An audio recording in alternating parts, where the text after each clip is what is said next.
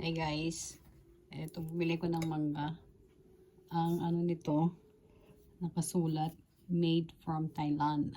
Taisang Bangkok. Ay, Taisang Mango. Alam mo ba kung magkano to? Nabili ko to Gohakuen Plus. 500 yen. More than, nandaki. So, kung convert mo sa peso, siguro mga 200 something. Isa lang yun, madam. Diyos ko po. Oh my God. Tingnan niyo. Hindi ko alam kung maasim to o matamis. Iba pa rin yun sa Pinas eh. Kasi matamis sa Pinas. I love mango sa Pinas. Try natin. Ganyan ba kayo maghiwa? Yun. Okay. Dito. Ay.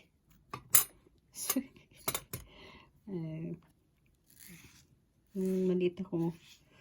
Ganyan lagi ang turo sa amin.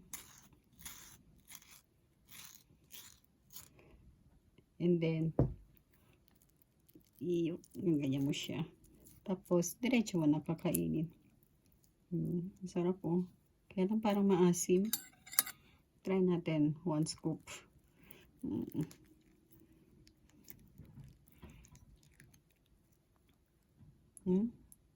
Itadakimasu. Yape. Maasim pa. My God. Pwede mo nang lagyan ng bagoong muna. Kaso wala naman akong bagoong.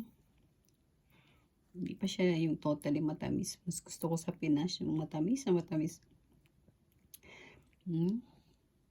Tapos minsan nalagyan ko ng yung ice cream na vanilla.